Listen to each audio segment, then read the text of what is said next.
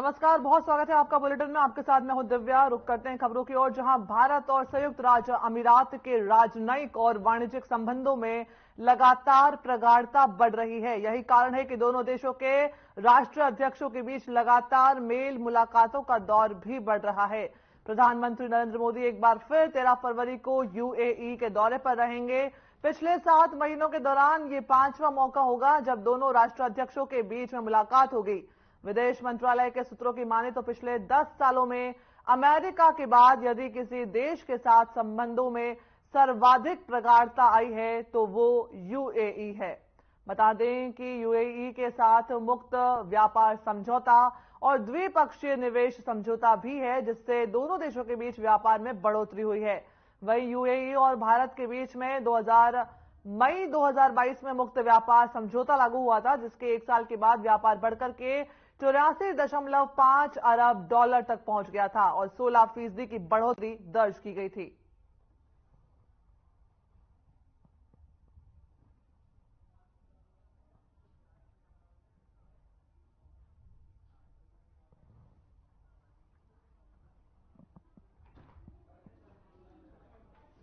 वहीं राज्यसभा में धार्मिक पर्यटन के महत्व के मामले को 0 ओवर में उठाया गया है। बता दें कि अयोध्या में प्रभु राम के भव्य मंदिर का शुभारंभ 22 जनवरी को हो चुका है। साथ ही रोजाना 3 से 5 लाख लोग वहां पर दर्शन के लिए पहुंच रहे हैं। काशी में बाबा विश्वनाथ मंदिर का भव्य कॉरिडोर निर्माण के बाद वहां भी लाखों श्रद्धालु रोजाना पहुंच रहे हैं। इसी प्रकार मथुरा, वृंदावन में श्री कृष्ण के दर्शन के लिए भी रोजाना लाखों श्रद्धालु पहुंच रहे हैं। उत्तर प्रदेश में धार्मिक पर्यटन बढ़ने से प्रदेश की आय काफी बढ़ रही है। अयोध्या और काशी के नजदीक बुद्धिस्ट तीर्थ स्थल सारनाथ, कुशीनगर, कपिलवस्तु और श्रावस्ती है। बौद्ध धर्म के मानने वाले काफी संख्या में यहां पर लोग आते हैं। कुशीनगर में इंटरनेशनल एयरपोर्ट भी है, जिससे कि विदेशी श्रद्धालुओं को काफी सुविधा मिल रही है। Lal ji, state of. बहुत बहुत धन्यवाद उपसभापति महोदय। उत्तर प्रदेश में भगवान राम मंदिर की प्राण प्रतिष्ठा हो चुकी है और वहां पर शुरुआत में काफी रिस्ट्रिक्शन के बाद फुटफॉल 5 लाख पर डे था। एवरेज वहां पर फुटफॉल हो रहा है 3 लाख। और ये जो फुटफॉल है न केवल अयोध्या में, काशी में और मथुरा में, ये इतना फुटफॉल है कि इससे पर्यटन को बहुत बड़ा बूस्ट मिला है। और उत्तर प्रदेश जो हम 5 ट्रिलियन डॉलर की इकोनॉमी की बात करते हैं, उसमें 1 ट्रिलियन डॉलर योगदान उत्तर प्रदेश का होगा और उसमें सबसे बड़ा जो योगदान होगा धार्मिक पर्यटन का। अयोध्या में के विकसित होने से पूर्वी उत्तर प्रदेश, जहां का मैं भी रहने वाला हूं, वहां के लोग विकसित होंगे। काशी में काफी फुटफॉल हो रहा है। जब से वहां प्रधानमंत्री मोदी जी ने विश्वनाथ कॉरिडोर का बनाया, जिस तरह से उसको ब्यूटीफाई किया है, उसका बहुत बड़ा प्रभाव पड़ा है हमारे पर्यटन में। उपसभापति महोदय, उत्तर प्रदेश में एक है बुद्धिस्ट सर्किट। बुद्धिस्ट सर्किट के जो 3 मुख्य स्थान हैं, 4 स्थान कहिए, सारनाथ, कुशीनगर, श्रावस्ती और हमारा जिला सिद्धार्थनगर है, जहां पर है कपिलवस्तु जन्म स्थान। कपिलवस्तु 1972 में खुदाई हुई। उसके पहले भी अंग्रेज भी वहां खुदाई करा चुके थे और वहां स्तूपा मिला। वहां पर भगवान गौतम बुद्ध महाराज के पिता सुशोधन महाराज जी का महल मिला और ये केमिकल एनालिसिस से ये प्रूव हो चुका है कि जन्मस्थल है। वहां उनकी अस्थि भी मिली थी जो दिल्ली में रखी हुई है। तो हमारा अनुरोध यह है कि भारत सरकार को ये जो बुद्धिस्ट सर्किट है, इसके विकास पर विशेष ध्यान देना चाहिए। और मैं प्रधानमंत्री जी को साधुवाद देता हूं कि कुशीनगर में उन्होंने इंटरनेशनल एयरपोर्ट की स्थापना, अयोध्या में इंटरनेशनल एयरपोर्ट बन चुका है और ये जो जगहें हैं बुद्धिस्ट सर्किट भी है, वो अयोध्या और काशी, यहां के आसपास ये बुद्धिस्ट सर्किट हैं।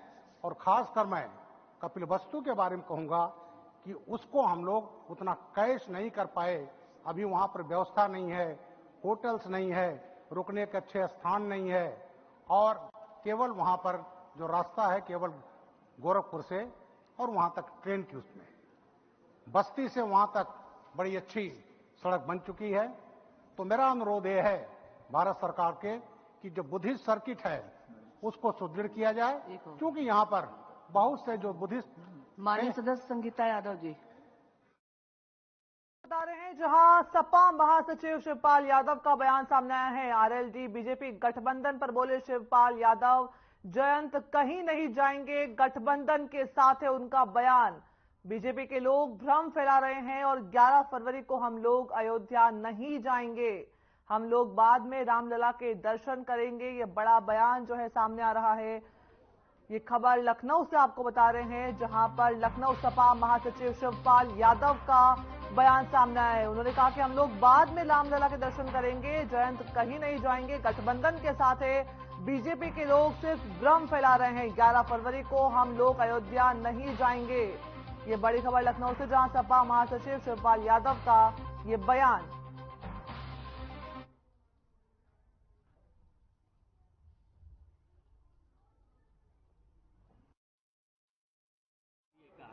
तो 22 तारीख को तो निमंत्रण अजय जी को नहीं मिला, हम लोगों को भी नहीं मिला, तो 22 तारीख की वो बात थी। अब हम लोग भैया मोबाइल नहीं जाना है।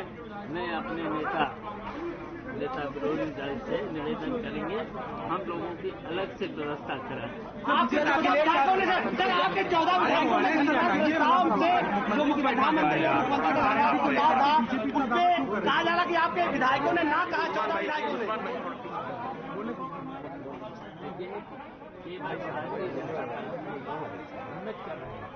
हम जानते हैं सर घूम जाइए सर,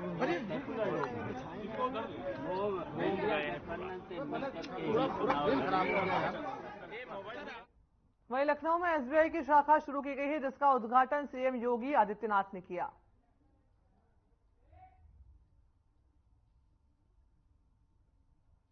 लखनऊ से खबर आपको बता रहे हैं, जहां पर सीएम योगी आदित्यनाथ ने एसबीआई की शाखा का उद्घाटन किया है। एसबीआई की शाखा शुरू की गई है लखनऊ में, जहां उद्घाटन कार्यक्रम में मुख्यमंत्री योगी आदित्यनाथ ने शिरकत की। ये तस्वीर आपको दिखा रहे हैं लखनऊ से, जहां पर एसबीआई की ब्रांच की शुभारंभ के अवसर पर उद्घाटन करने के लिए मुख्यमंत्री योगी आदित्यनाथ पहुंचे। देख सकते हैं तस्वीरें सीधे आपको एसबीआई बैंक लखनऊ से दिखा रहे हैं, जहां पर मुख्यमंत्री योगी आदित्यनाथ ने एसबीआई की शाखा का उद्घाटन किया है।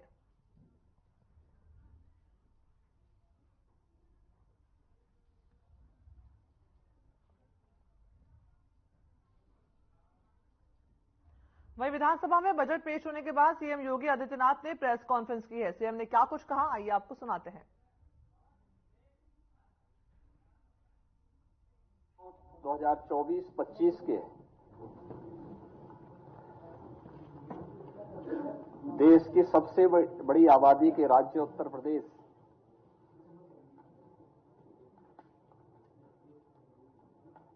के सामान्य बजट के लिए मैं आयोजित इस प्रेस कॉन्फ्रेंस में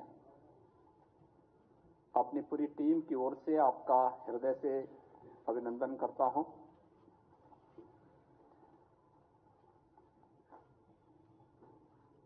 मेरे वरिष्ठ सहयोगी वित्त और संसदीय कार्य मंत्री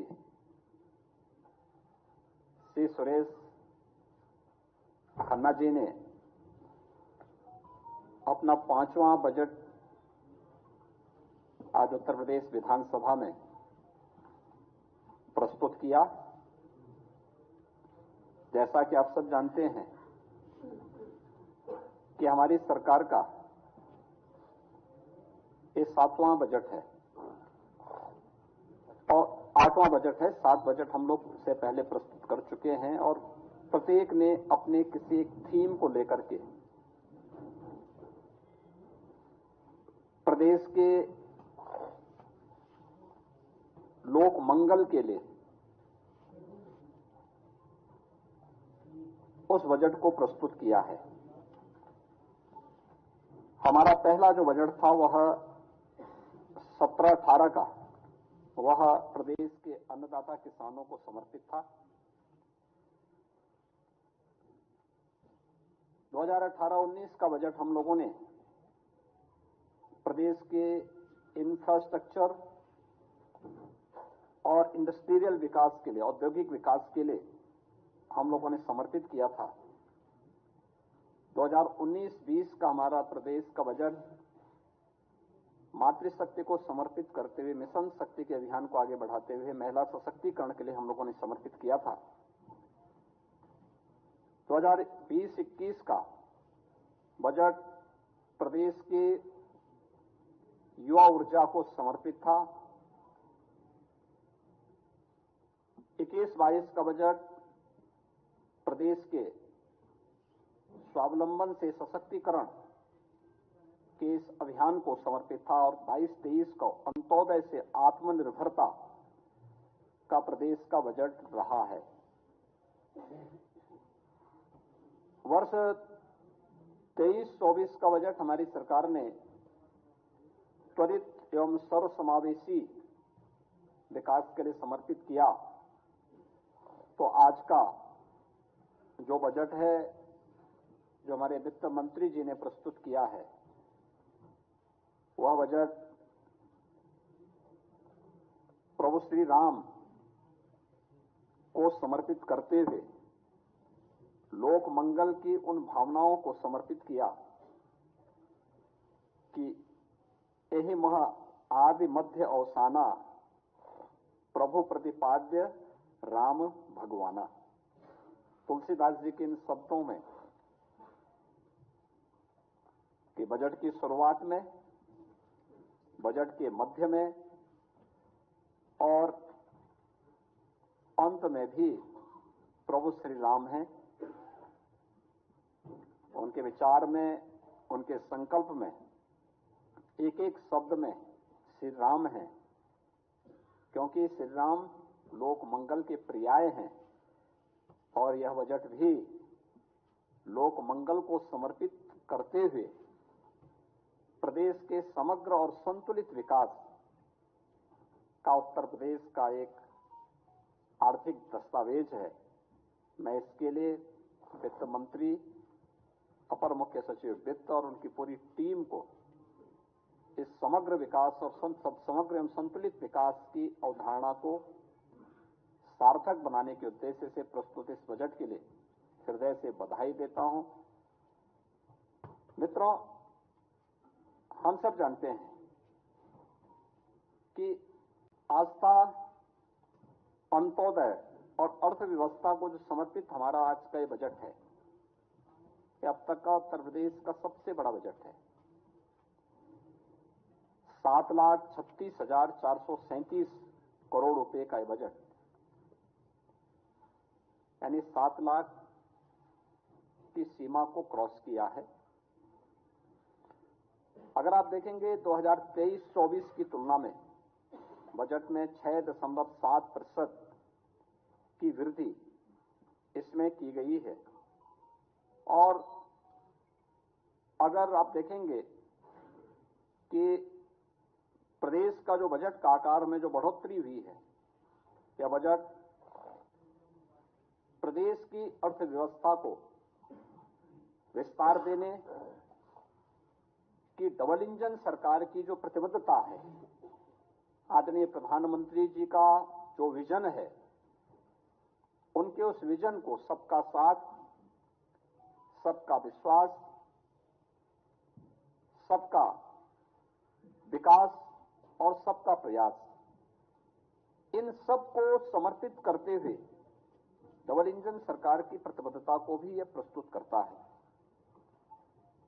बजट में जो कुछ चीजें हैं जो हम सब के लिए बहुत महत्वपूर्ण और मायने रखती है, वह है कि पहली बार 2,03,782 करोड़ 38 लाख रुपए कैपिटल एक्सपेंडिचर के लिए बजट में प्रावधान किया गया है।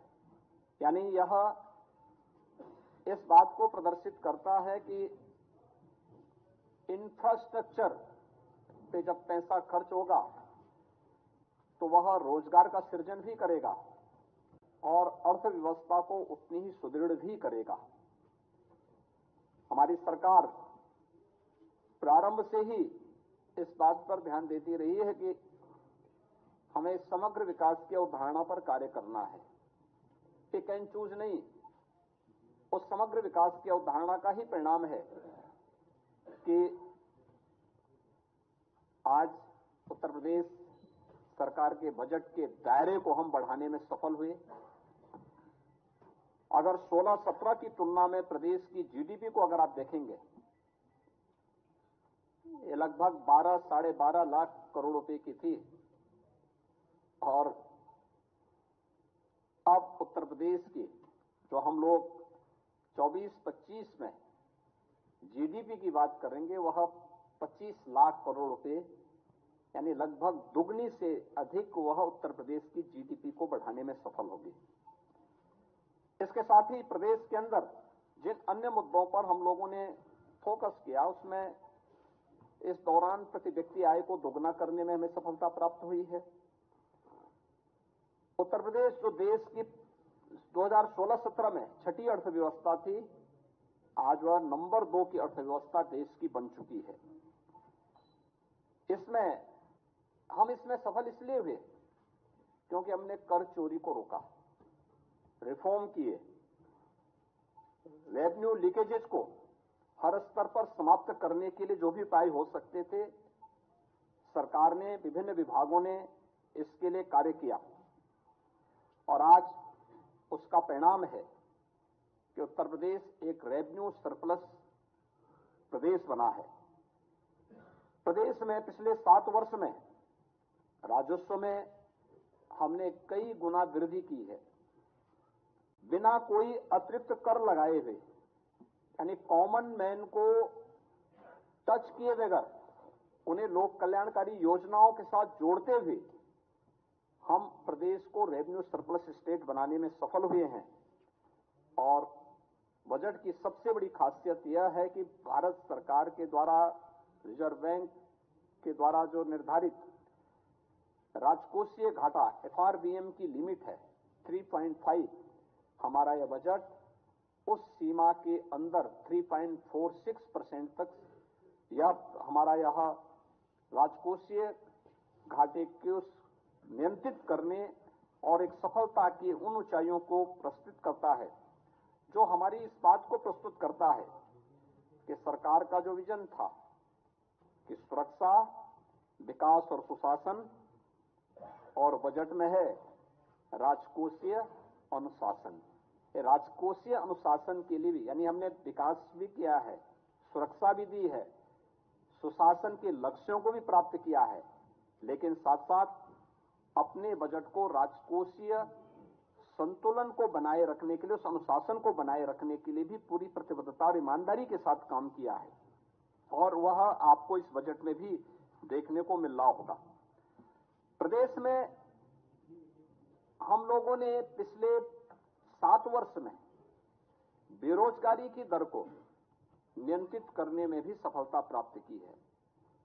जब 16-17 में प्रदेश के अंदर अनएम्प्लॉयमेंट रेट 19.2% से ऊपर था, 19.2% से अधिक था, आज ये घट करके 2.4% के आसपास है। यानी हम उसको नियंत्रित करने में हमें सफलता प्राप्त की है।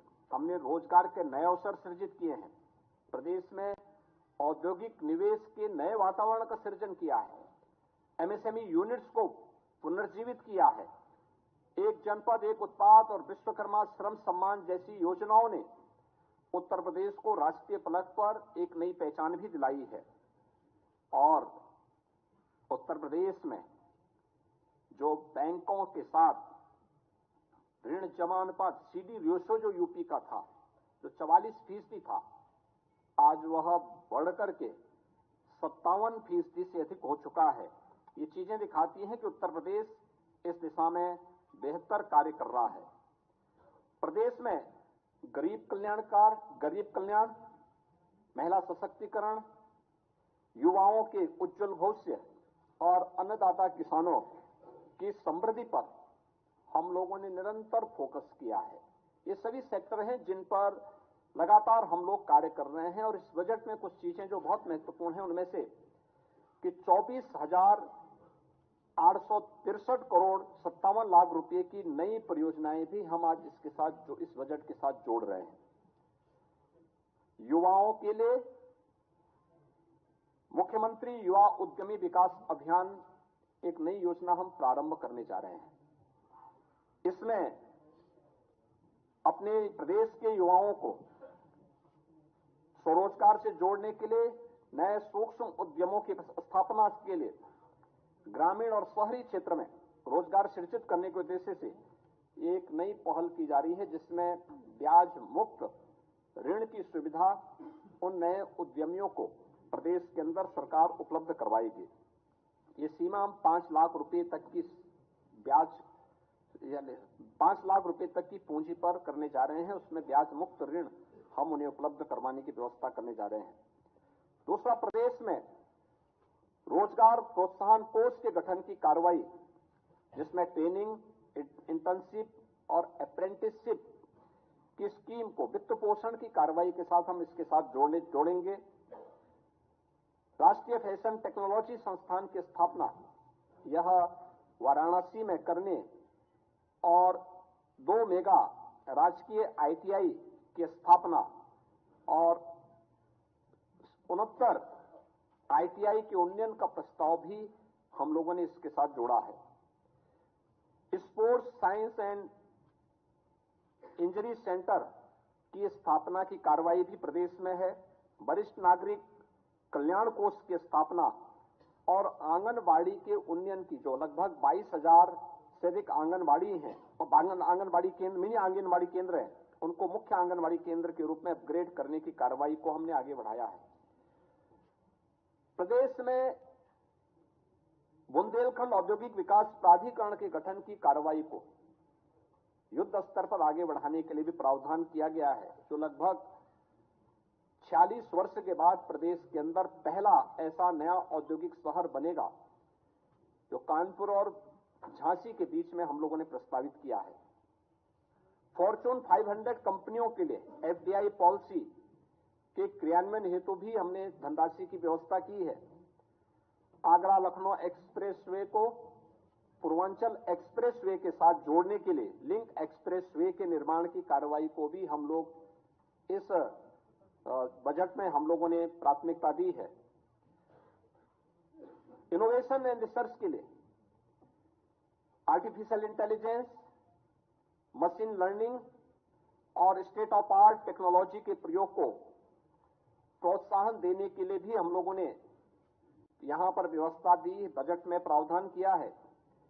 IIT कानपुर में medical research and technology centre की स्थापना, 500 बेडेड सुपर स्पेशलिटी हॉस्पिटल की स्थापना की कार्रवाई को भी इस बजट में हम लोगों ने प्रदेश की जो महत्वपूर्ण चीजें हैं, जिस पर जो हमारे पास पोटेंशियल है, वह स्पिरिचुअल टूरिज्म का बहुत बड़ा स्कोप हमारे पास है।